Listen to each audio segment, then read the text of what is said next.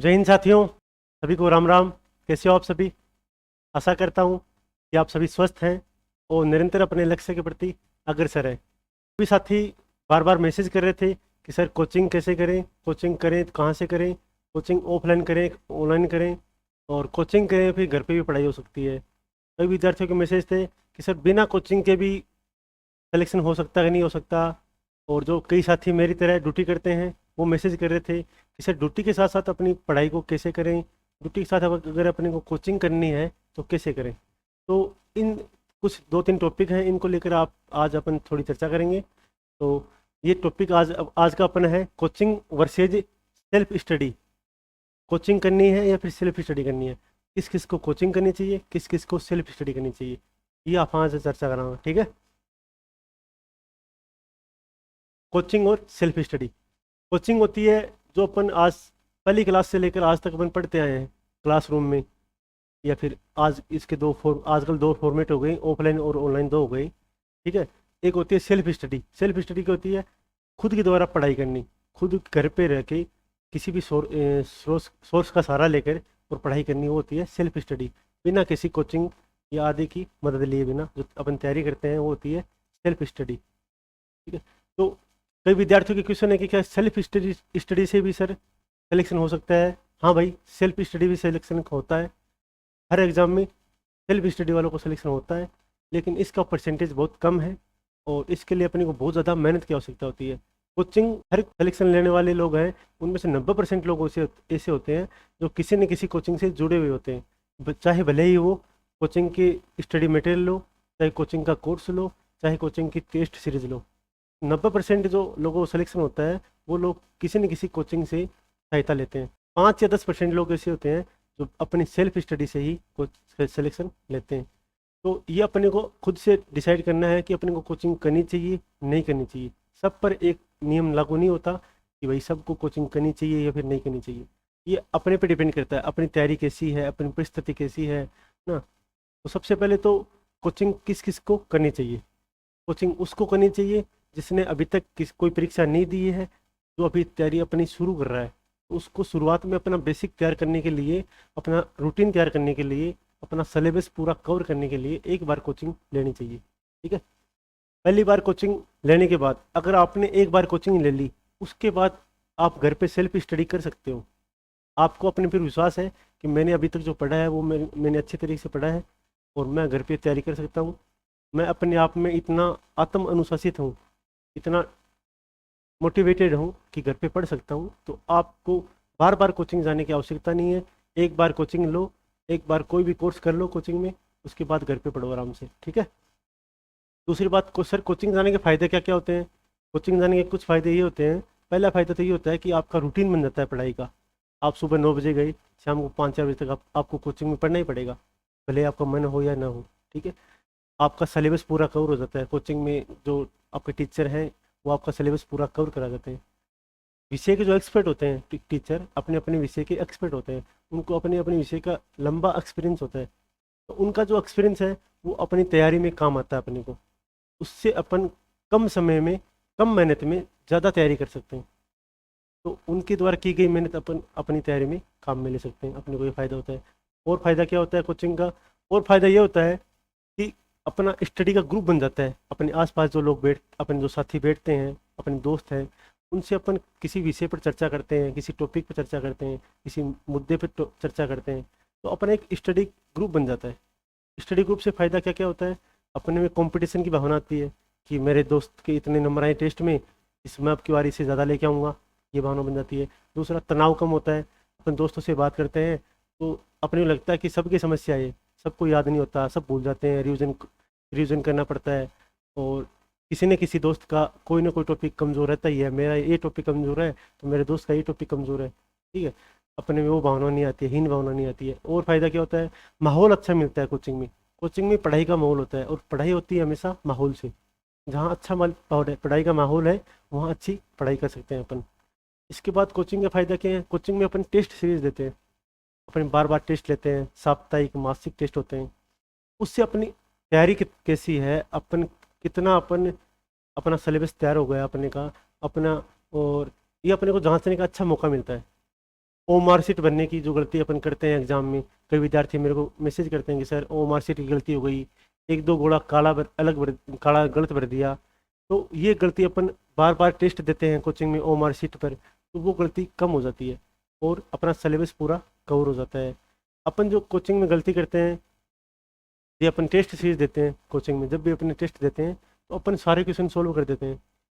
Negative marking अपन ने control नहीं हो पाती, नेगेटिव मार्किंग से अपने को नुकसान होता है। तो बार बार अपन ये जो गलतियाँ करेंगे कोचिंग में टेस्ट देकर, इन गलतियों को अपन अगर सुधार कर रहे हैं, पॉजिटिवली लेकर इनको सुधार कर रहे हैं, तो ये गलतियाँ अपन मेन एग्जाम में नहीं करेंगे और अपने को एग्जाम में निश्चित ही फायदा होगा। ठीक है, ये कोचिंग से फायदा होता है। और क्या सर सेल्फ स्टडी से भी सिलेक्शन होता है? हाँ भाई, सेल्फ स्टडी भी से भी सिलेक्शन होता है। बहुत लोग हैं तो सेल्फ स्टडी से भी सिलेक्शन लेते हैं, लेकिन इसके लिए आपको ज़्यादा मेहनत करनी पड़ेगी, खुद को अनुशासित रहना पड़ेगा कि हाँ मेरे को 8 या 10 घंटे डेली पढ़ना है, मेरे को करने वाला कोई नहीं है, मैं खुद को पढ़ना है। और आपका जो सिलेबस पूरा कवर करना है आपको, ये आपको खुद को पता करना है। आप कोचिंग में जाते हो तो वहाँ तो आपका सिलेबस करवा देते हैं, लेकिन अगर आप घर पे पढ़ रहे हो, आपने क्या क्या पढ़ा है क्या नहीं पढ़ा है, ये आपको खुद को देखना पड़ता है। आपको खुद को टेस्ट देने होते हैं, खुद ही टेस्ट का उनका एनालिसिस करना होता है कि मैंने कितने क्वेश्चन गलत किए हैं, कौन से टॉपिक सब्जेक्ट के मैंने क्वेश्चन गलत किए हैं। खुद का करना, अपनी कमजोरियों को खुद पता करना होता है कि मेरे में क्या कमजोरियाँ है, मेरा कौन सा टॉपिक कमज़ोर है। ये चीज़ें आपको खुद को देखनी होती हैं। अगर आप सोच रहे हो कि कोचिंग किए बिना सिलेक्शन नहीं होता, तो ये आप गलत सोच रहे हो। कोचिंग किए बिना भी सिलेक्शन होता है और सभी कोचिंग करने वालों का भी सिलेक्शन नहीं होता।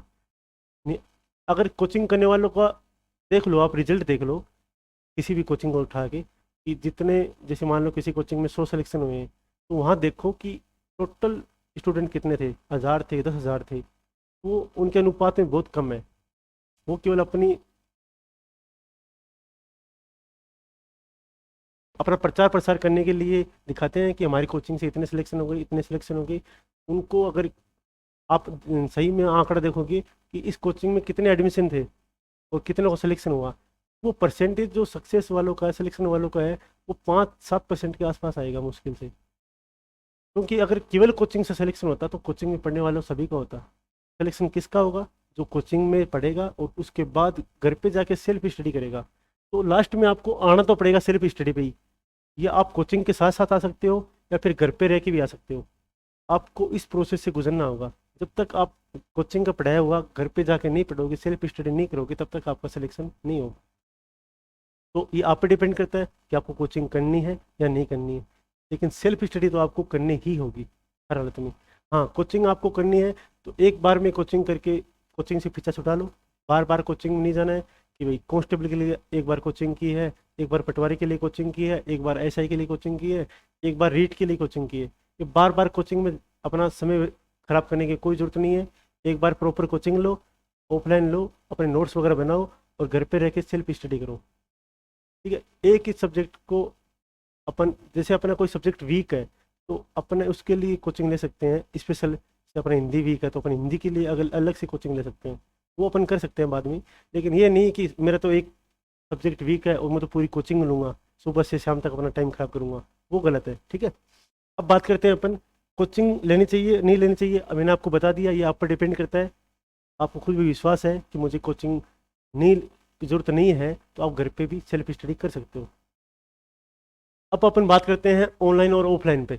कोचिंग के दो मॉड्यूल होते हैं, एक तो होता है ऑफलाइन जो अपन आज बचपन से आज तक पढ़ते आए हैं, एक ऑनलाइन जो पहले से चल रहा था, लेकिन अभी कोरोना काल के बाद में ज़्यादा लोग इसकी तरफ ट्रांसफ़र हो चुके हैं और ऑनलाइन कोचिंग का लोग फ़ायदे बहुत बता रहे हैं।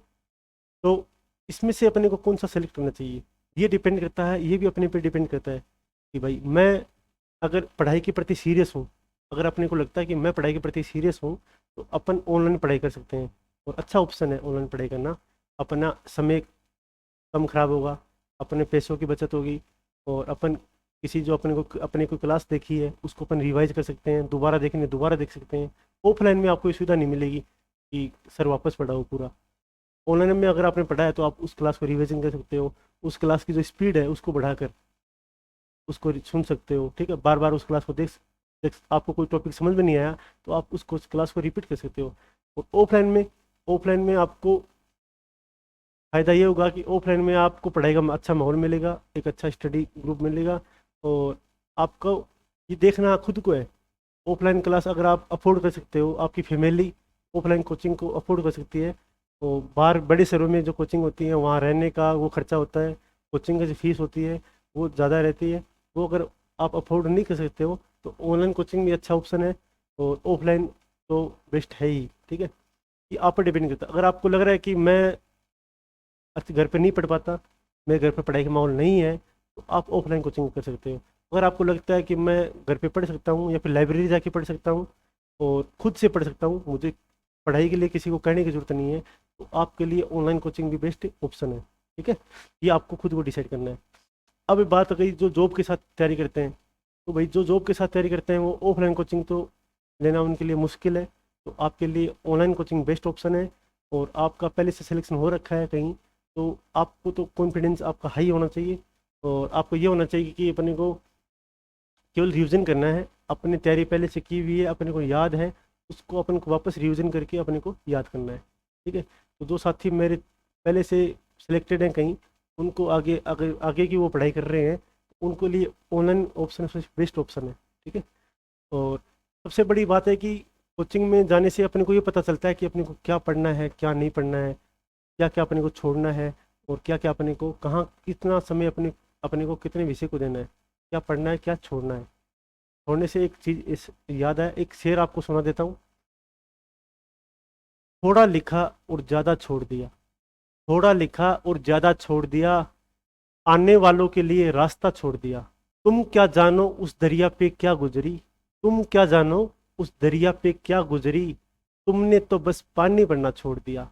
तो अपने अपने को कहाँ कितना पढ़ना है, कहाँ कितना छोड़ना है, कितना पढ़ना है इसके बजाय महत्वपूर्ण ये है कि क्या क्या अपने को छोड़ना है। ठीक है, और जैसे अपन कोचिंग किस प्रकार काम करती है, कोचिंग एक मार्गदर्शक के तौर पर काम करती है, एक गाइडेंस देती है अपने को कि अपने को कहाँ कितना पढ़ना है, क्या अपनी रणनीति होनी चाहिए, क्या क्या अपनी बुक लिस्ट होनी चाहिए, क्या क्या अपने नोट्स होने चाहिए, और अपना सिलेबस कैसे कवर होना चाहिए, ये अपने को कोचिंग गाइडेंस देती है। जैसे अपन उदाहरण देख सकते हैं, अपन किसी सुनसान सड़क पर जा रहे हैं, पहली बार जा रहे हैं, और अपन कभी किसी को कोई रास्ता नहीं जानते उधर, अपन कभी गए नहीं उधर, तो कोचिंग क्या काम करती है, कोचिंग अपने को ये बताने का काम करती है कि अब इस रोड पे खड्डा आएगा, उससे बचना है, अब इस रोड पर ब्रेकर आएगा, उस पर गाड़ी धीरे करनी है, इस रोड पे मोड़ आएगा, गाड़ी धीरे करनी है।